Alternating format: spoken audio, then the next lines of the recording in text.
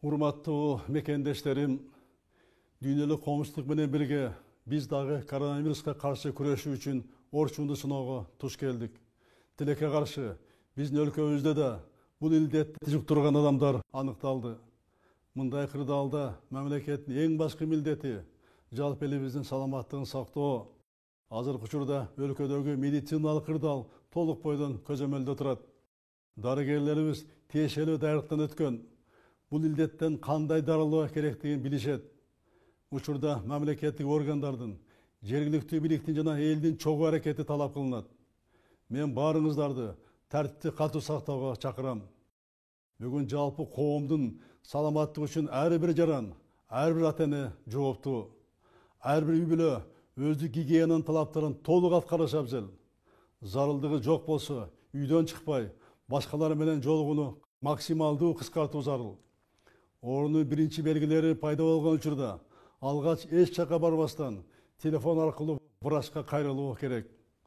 Чет өлкөдөн келген ар бир жаран обсервациянын жана үй карантинин шарттарын кынтыксыз сактоого милдеттүү.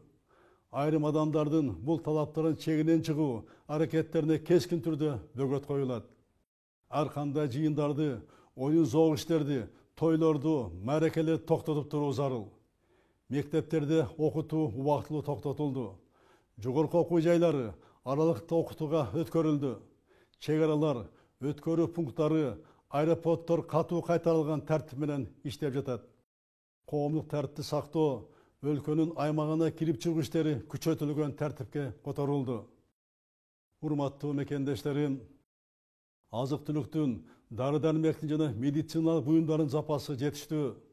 Бул товарлар менен калкты туруктуу камсыздоо үчүн мамлекеттик органдар жана жергиликтүү бийлик тынымсыз иштеп жатат. Кооптонууга себеп жок.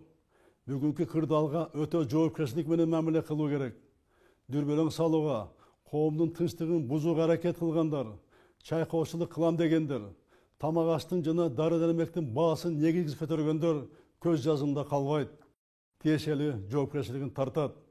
Азыр ар бир мекендешибиз өз кызыкчылыгын көздөбөй, элибиз аман болсун, эл арасында мен аман болоюн деген түшүнүктү бекем карманышуу зарыл. Дорогие соотечественники, государственные органы делают все необходимое для защиты населения от коронавируса. В наших пограничных заставах, контрольно-пропускных пунктах и аэропортах предприняты решительные меры для защиты от вируса. Медик работает круглосуточно. Они имеют необходимую профессиональную подготовку. Учеба в школах приостановлена. Вузы перешли на дистантную форму обучения. Временно закрыты массовые развлекательные заведения и отменены массовые мероприятия. Установлен усиленный режим охраны общественного порядка, а также ограничен въезд в страну. Дальнейший успех зависит не только от усилий органов государственной власти, но и от поведения каждого из нас.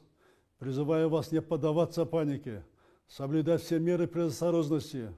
В стране имеется запас продовольствия в достаточных объемах. Нет нехватки лекарственных средств и медицинских препаратов. Все спекулятивные попытки будут жестко пресекаться. Призываю всех кыргызстанцев к гражданской ответственности. Только совместными усилиями и соблюдением жесткой дисциплины мы добьемся успеха. Урматтуу мекендештерим, бул илдетти биргелешип гана жеңе алабыз.